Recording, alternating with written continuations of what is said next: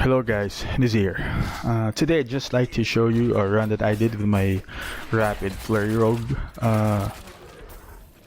on a tier 55 dungeon with one person in tow. So this was actually a kind of an accident. I intended to do a lower tier dungeon, nightmare dungeon, but then I went on autopilot and I clicked on the first sigil my eyes went to, and then turns out it was a tier 55 one. So what you're seeing here is actually a few minutes into the run. At first I didn't realize that I was in a tier 55 dungeon because again I was in autopilot, and what you're seeing now is the point where I started to realize that hey, this is a higher tier dungeon than what I intended to run. That's why I thought of recording it in the off chance that I'd be able to beat it. Now at this point, I was actually not very optimistic. I actually even thought of just ending the dungeon to save time. But then since I already finished the first set of objectives, what you're seeing now is the second set. The one where I had to get the monster animus. This was already second set, so I thought I'd give it a good old college try. So what you just saw was the monsters chasing the person I was carrying. I tried to protect him but got killed myself. And at this point, I was really thinking of just clicking that end button, that leave dungeon button. But then, but on the other hand, I knew, because I was able to already kill some elites, that I was capable of that my build at least was capable of killing these mobs relatively easily. It's the defensive side that was the challenge. So that made me opt to try again. Now, as you can see, I started to chip away at their mobs, at the monsters, and I was able to kill the anima monsters one by one. And there were two things that enabled me to finish this run, and the first one is what I was alluding to when I started my last sentence. Now, what enabled me to think that I would be able to kill the elites relatively easily is one realization that I made, which was quite actually, to be frank, it was quite late for me to realize this, because it's already more than a month into the game. Now, it's only in this week that I realized that you can make a monster vulnerable as many times as your build allows, as the mechanics in your build allows. At first, I thought there was a cooldown between the times that you can put a monster into the vulnerable state. I thought there was some sort of soft cap of a limit, but then in this run, I tried to use the puncture, the version of puncture wherein you can make a monster vulnerable if it hits if it gets hit by 2 or more of your puncture blades. Because I usually choose the other one, the one that makes the puncture ricochet, because I wanted it to proc more. But then when I saw, but then I opted to try the other puncture variation, and when I saw that it made the monster vulnerable as many times as I could throw them, I mean, you know what I mean. I mean, I can make them vulnerable as many times as I hit them with my puncture. It occurred to me that I could deal so much damage to them, which is exactly what I did. So Rogue has such a massive damage. Rogue builds in general deal such a massive amount of damage to vulnerable targets. So I knew the build was capable of taking out these guys. Now the second thing that enabled me to survive this was a major tweak in the defensive part of the build, which was the includement of shrouds. Now I tried to do it without shrouds because everybody was using it, but then the rogue is just too squishy, and if you want to push higher tier, you need your shrouds. Now this build doesn't only have the shroud ability, it uses both shroud aspects. The one that gives you a free shroud when you stand still and improves the damage reduction given by the shrouds, and also the aspect that gives you a shroud when you critically hit with a marksman ability. So it's full on shrouding here. So anyway, seriously, those two things enabled me to finish this run. If without those two, there's no chance, literally no chance. But of course, even then, as you would see, I still had to go back to the town a couple of times to refill my potions, because I don't know if it's just my playstyle, but I keep on running out of potions. And admittedly, I'm used to the flurry style, which is to get in and go toe-to-toe with mobs. So I'm still not, I think I'm still not used to the combination nature of this build, which is to also use the ranged aspect. I think I'm just starting to fully utilize the range aspects of this build, because I was able to do that quite a bit here. But then I think I'm just starting to realize how I can integrate that into my playstyle, which was mostly melee based, given that my previous builds were all flurry rogues, flurry based rogues. So yeah, so there, I tried to do that. Now at this point, it was only a matter of time, although it was still a slog, because this dungeon was, I don't know if it was just me, but it seemed quite different from the other dungeons that I've been into, because ever since they listened to the community feedback about the dungeons having too much of a backtrack, when they addressed that and made the dungeons easier to traverse, it made the dungeons all seem to have a similar pattern. I mean, there was still quite a number of patterns, but it seems that all dungeons derive from those few patterns.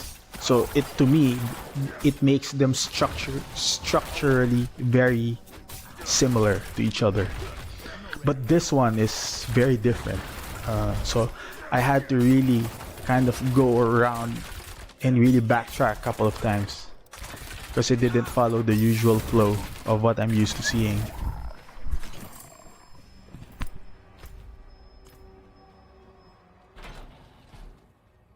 Also, while I'm finishing up the other animal monsters, let me throw it out there here now, that one of my objectives in showing this video is, because I haven't been able to finish a tier 60 Nightmare Dungeon solo using a Flurry Rogue. So I was able to finish, I was able to almost finish tier 59 a couple of times, but then I died to a trap mechanic of some sort. I think to a bubble that blasted in one of those times. But then me finishing a tier 55 while carrying one person makes me think my build is powerful enough to finish a tier 60. That's actually one of the major points I'd like to highlight. I hope not too many people would disagree. But you can if you want to, of course.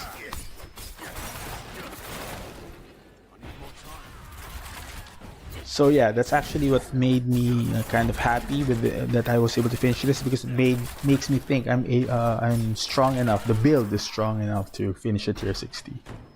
Now, normally I would fast forward this, wherein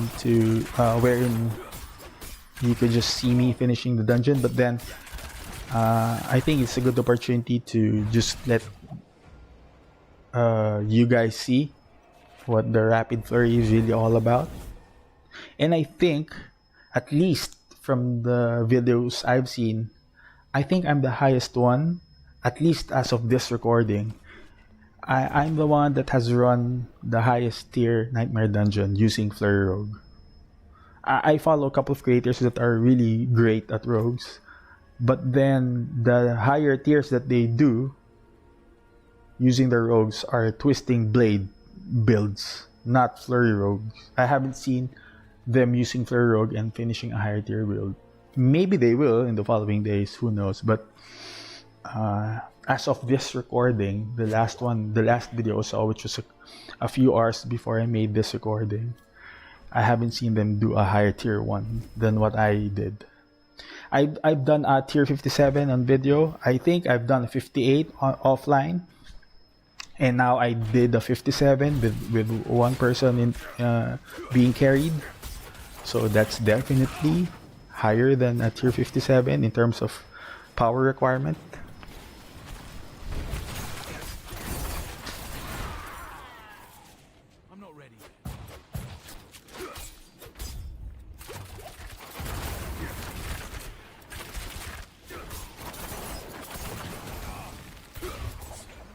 One other thing that I really like about the Flurry Rogue is the way you play it, because the game loop, or the play loop you have here is, first you throw a puncture. That is so that you can proc your damage reduction, because I have that aspect too, that the one that gives you 20% damage reduction when you do use a basic skill. So I proc that, and I set them up for damage by making them vulnerable, because I hit them with 2 or more blades of my puncture. So you puncture, you imbue, and then you rapid fire. And that 2 distinct button presses of imbuing and rapid firing feels like one. It's like playing Street Fighter and making a dragon punch or a fireball move. You know, you push more than 1 arrow keys, but the sequence of you pushing those keys feels like it's a single move, right? So that's how much what this feels when you imbue then rapid fire, especially since rapid fire comes in sets. So what I mean by that is, when you push rapid fire, it's not just a single shot firing out. When you push rapid fire, it's a volley. So I think that's on purpose. I mean, I think they did that so that it would feel good to use rapid fire. I think there's a level of deliberateness in how they did that, if you ask me, because it feels so natural. So after you imbue and you rapid fire, it's so smooth. The imbuement flows into rapid fire. It makes it feel so natural. So it's easy to. So since I'm getting to the limits of my build, so I can't really just smash them and go toe to toe with every one of them as I did before, especially when the mob consists more of elites than trash mobs, since I can't heal myself through flurry very much, since there are fewer monsters and they don't die easily. I have to use my ranged options really seriously because of that, and that makes the natural feel of the flurry. That necessitates you to be able to pick targets quickly in between engagements. I mean, when you jump in, you have just milliseconds to react, especially when there's still many of them in the mob. So you have to pick targets quickly after you kill one, or maybe even pick the target while you're killing the present one. So the fluidness of the imbue and flurry makes that task easier, is what I'm trying to say.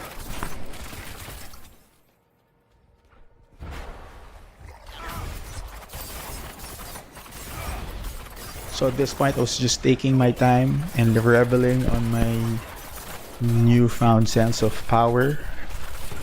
Yeah, I was taking my time going to the boss. By this time, I knew that I was able to. By this time, I knew that the boss wouldn't be much of a problem for me. I was going to be able to kill him easily. So that's what I exactly did. Ironically, the boss was the easiest part of the dungeon, and it showed. As our encounter went on, it showed that, and it also felt like it was mathematically impossible for him to win the engagement, even with him summoning some minions. that actually made it easier for me because I could leech life from them as well as hit them at the same time, which is one of the specialities of the flurry build. So as you can see here, I was just literally slaughtering him, and by this time the person I was carrying joined in, and since he was a barb, I think he used some shouts which either buffed me or debuffed the boss, so it made my task even easier. So yeah, I was just tearing him to shreds at this point. I guess if anything, maybe my damage is still a bit small, or could use some improvement, because it took quite a few volleys for me to bring him down. But you know, but by this time it was not really hard to do. I wasn't even trying to evade him and his shots. They weren't really hurting me, perhaps because I had enough shrouds on me because of the multiple volleys of rapid fire I was able to throw at him. I guess that's a big part, because I was pretty much just standing in front of him, in front of his face. I wasn't even trying to be mobile. I mean, I tried to not get hit directly by his, you know, big swings, because I knew that hit hard, but even in the times that I did get hit, it hardly did anything to me. So there. And if you guys reach this part of the video, thank you very much for dropping by and sticking with me till this part, and please consider clicking the like and subscribe button. So again guys, thank you, and see you on the next one.